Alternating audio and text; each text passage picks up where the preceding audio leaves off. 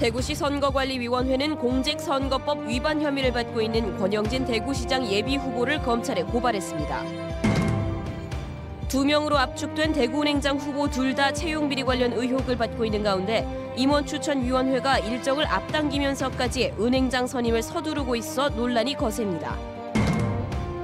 금은방을 털기 위해 건물 벽을 뚫던 30대 여성이 경찰에 붙잡혔습니다. 금은방 주인이 벽 내부에 철판을 설치해두어 실패로 끝났습니다. 오는 7월부터 버스 운수 종사자에게도 근로시간 단축이 적용되면서 준공영제를 실시하지 않는 경북 지역 시외버스 업계와 노동자, 이용객 모두 피해를 볼 것으로 우려됩니다. 시청자 여러분 안녕하십니까? 계속해서 대구 경북 소식입니다. 대구은행 새 은행장 후보가 최종 2명으로 압축돼 있습니다. 그런데 2명 모두 이 전임 은행장이 물러나게 된 결정적 이유인 채용 비리와 관련돼 있다는 의혹을 받고 있습니다. 검찰의 채용 비리 수사에서 입건될 가능성이 있는 상황에서 은행장 선임 절차가 진행되는 것이 과연 적절한지 논란이 거셉니다. 윤태우 기자가 보도합니다. 대구은행장 후보 2명 가운데 1명인 A씨가 경산시 공무원 아들 채용 특혜 의혹과 관련해 검찰 조사를 받았습니다. A씨가 경산 담당 대구은행 본부장이었던 만큼 경산시 금고 유치를 위해 공무원 아들 채용에 힘을 썼을 것이라고 검찰은 보고 있습니다. 사회가 원조에서 처리하는데 그냥 받아가 제가 전달하고 매일 그런 일 했죠. 예. 대구 법조 관계자에 따르면 지난 2014년 경산시 공무원 아들 채용 당시에 근무했던 대구은행 인사 담당자들이 박인규 전 행장과 함께 기소될 것으로 보입니다. 채용 비리를 저지른 혐의인데 공무원 아들 채용 건이 공소 사실에 포함될 가능성이 크고 그렇게 되면 A씨도 입건될 수밖에 없다는 겁니다. 나머지 후보 B씨는 자기 아들이 대구은행 자회사에 입사하는데 개입했다는 의심을 금융감독원으로부터 받고 있습니다. 금감원은 검찰에 관련 내용을 알려 수사를 맡기는 것을 검토하고 있습니다. 대구은행 임원 후보 추천위원회가 채용 비리에 직간접적으로 관련된 후보를 골라놓은 결과가 된 겁니다. 은행장 선임은 면죄부를 주는 꼴이 될 수 있다는 비판이 나오는 이유입니다. 대구은행 노조가 성명을 통해 임원 후보 추천위원회에 경고 메시지를 준 것도 이런 맥락입니다. 비리가 있는 사람을 배제하겠다고 약속한 임 추위가 과연 공정한지, 누군가를 내정해 놓은 것이 아니라면 왜 이렇게 검찰 수사도 보지 않고 막무가내식으로 처리하는지 석연치 않은 의혹에 휩싸이고 있습니다. MBC 뉴스 윤태호입니다. 이 같은 논란에도 대구은행은 이미 정해둔 DGB 지주회장을 정식으로 선임하기도 전에 주총 날짜를 앞당기려는 움직임을 보이고 있습니다. 아직 정하지 못한 대구은행장을 먼저 앉히려는 건데 절차가 이상하기도 하고 의도 역시 의심받고 있습니다. 김은혜 기자입니다. DGB 지주회장과 대구은행장을 겸임하던 박인규 회장이 사퇴한 이후 DGB 지주와 대구은행은 따로 차기 수장을 뽑는 과정을 가졌습니다. 오는 31일 동시에 주주총회를 열고 회장과 행장 내정자를 선임할 예정이었습니다. 그런데 은행장 최종 내정자가 정해지지도 않은 상황에서 은행 주주총회를 앞당기는 방안을 검토하고 있습니다. 계열사 사장에 해당하는 은행장을 그룹 회장격인 지주회장보다 먼저 선임한다는 겁니다. 대구은행 측은 경영 공백을 줄이려는 조치라고 설명하고 있지만 은행 안팎에서는 이런 이상한 절차에 대해 문제를 제기하고 있습니다. 최종 후보 2명 다 채용 비리 관련 의혹을 받고 있는 상황에 왜 임기부터 보장하려 하느냐는 겁니다. 이렇게 되면 박인규 전 회장과 관련한 비자금 조성과 채용 비리를 제대로 정리할 수 없을 것이란 우려가 나오고 있습니다.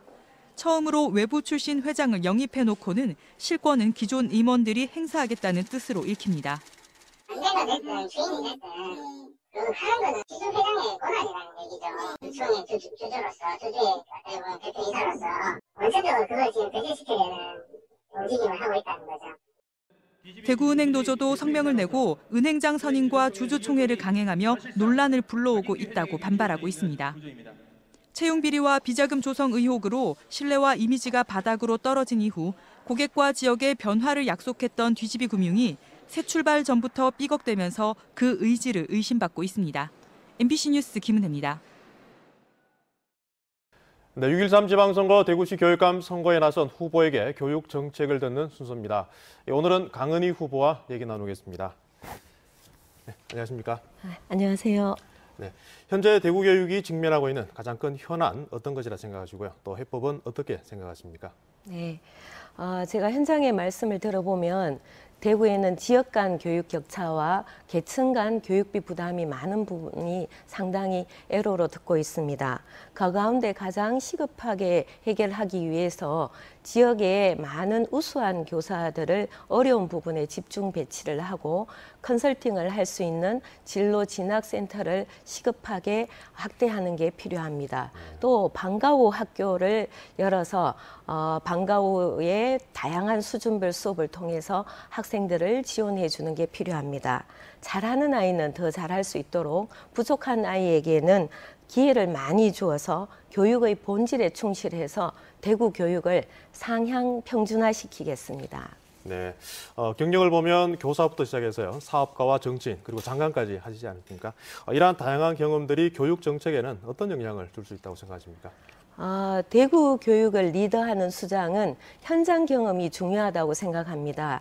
막상 교육감이 되면 현안을 파악하는데 오랜 세월이 걸려서 실제 제대로 일을 할 시간이 없다고 합니다. 저는 사범대학을 졸업해서 현장 중고에서 직접 아이들을 가르쳤던 교사 출신입니다.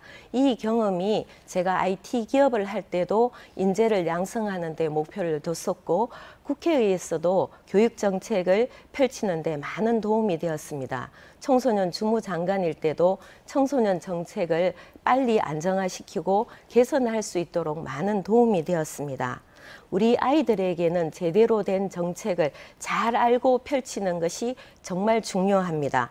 현장 교사 출신으로 교육 전문가, 행정 전문가의 경험을 살린다면 앞으로 대구의 새로운 변화와 희망을 위해서 매진할 수 있다고 생각합니다. 네, 현재 대구시 교육감을 비롯해서 역대 대구시 교육감들을 보면요, 세월호 계기 수업이나 국정교과서 이런 전국적인 논란이 됐던 부분에 있어서 상당히 보수적이었다 이런 평가를 받는데요. 교육감이 되신다면 어떤 그러한 기조를 유지하실 건지 아니면 변화가 필요하다고 보십니까? 어떻습니까? 대구에도 변화가 필요합니다. 다만 교육정책은 정권이 바뀌거나 교육감이 바뀌었다고 해서 급변하게 변하는 것은 문제라고 봅니다. 지금까지 대구 교육은 6년 동안 최우수 평가를 받고 다양한 정책을 펼쳐왔습니다. 하지만 6년간의 1위를 지켜내는 피로감이 현장에 쌓인 것도 사실입니다.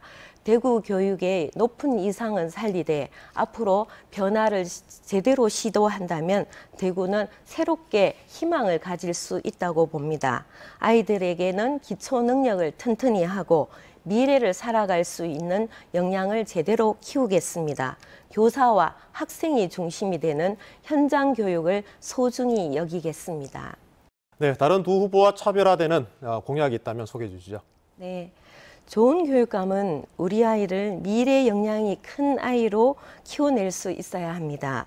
부모의 마음으로 공감하는 교육감이 되겠습니다. 교육은 미래입니다. 4차 산업혁명 시대 급변하는 사회에서 스스로 미래를 열어갈 수 있는 큰 아이로 키우는 것이 필요합니다. 평생 대학에서 교육만 하신 분들은 어렵습니다. 다양하고 역동적인 경험이 필요합니다. 교육의 자율권을 살리고 현장을 소중히 여기겠습니다.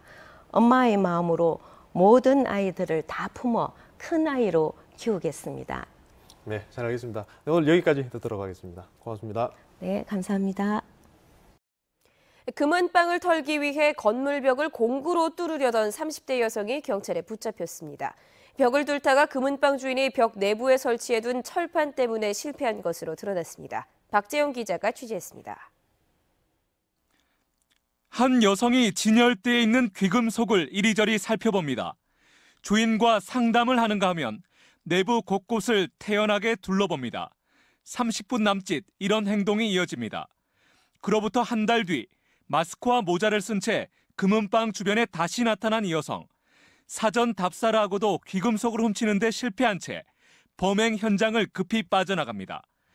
경찰에 구속된 36살의 이 씨는 이날 밤 11시부터 새벽 5시까지 6시간 동안 금은방 옆 분식점 벽을 해머나 곡괭이 등으로 뚫으려 했습니다. 와서 보니까 때리면 진짜 깨질 것 같다 이런 생각을 굳혔답니다. 그래서 시도하게 됐다고 하더라고요.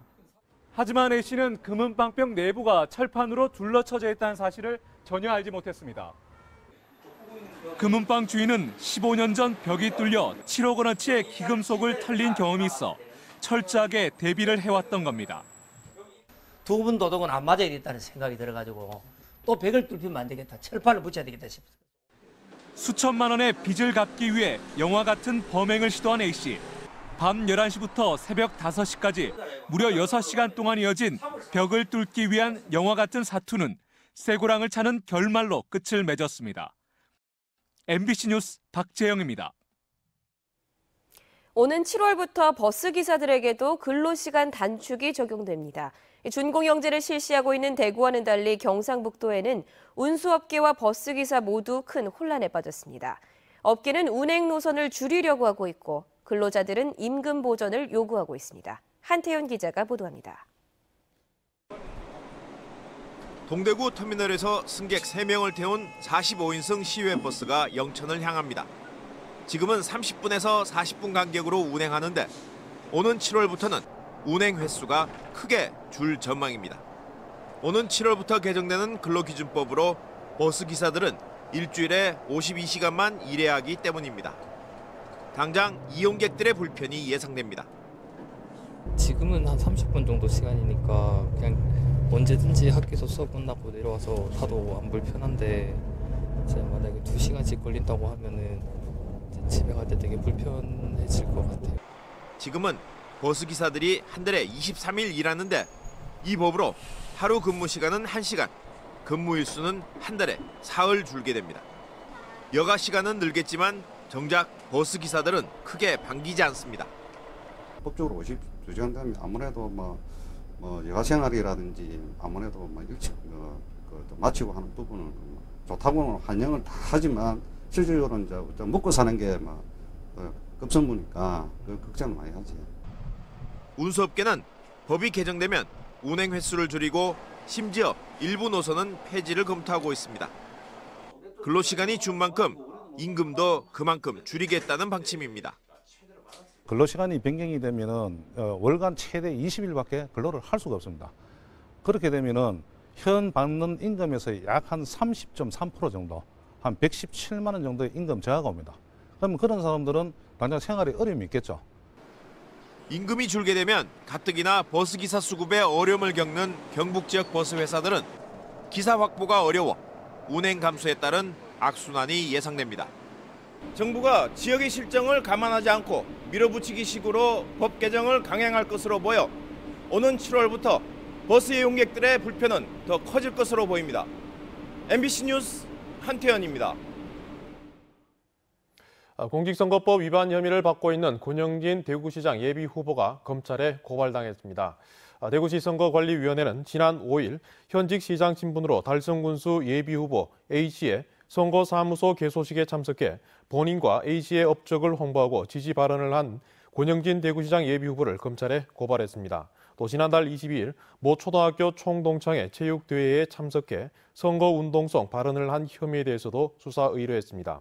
권 시장은 예비후보 등록을 했다가 자유한국당 공천을 받은 뒤 사퇴해 시장직에 복귀했다가 지난 11일 다시 예비후보로 등록했습니다.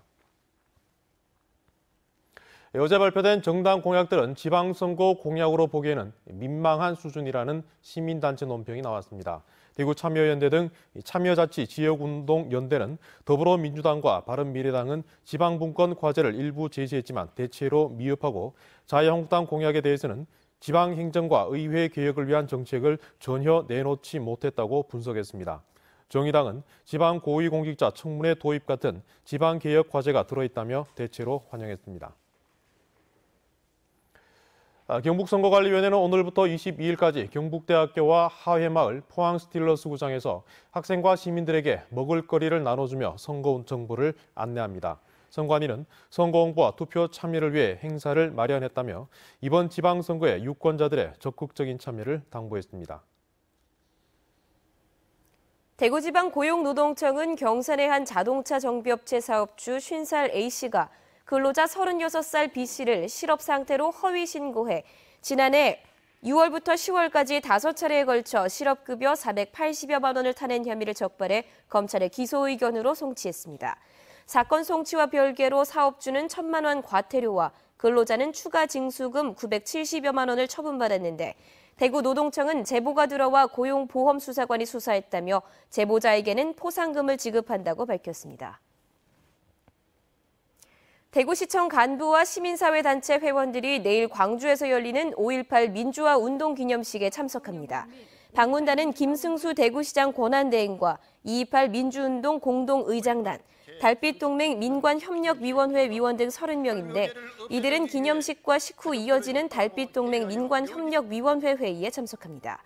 대구시와 광주시는 2013년부터 대구 2.28 민주운동과 광주 5.18 민주화 운동 기념식에 서로 참석하고 있습니다.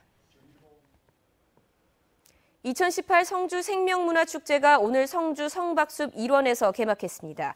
세종대왕의 왕자 18명과 세손인 단종의 태가 붙인 전국 최대 규모의 태실지를 기념한 생명존중 문화행사인 생명문화축제에는 참외 가요제와 태봉환 퍼레이드, 대동놀이 한마당과 같은 행사와 체험 행사가 열립니다.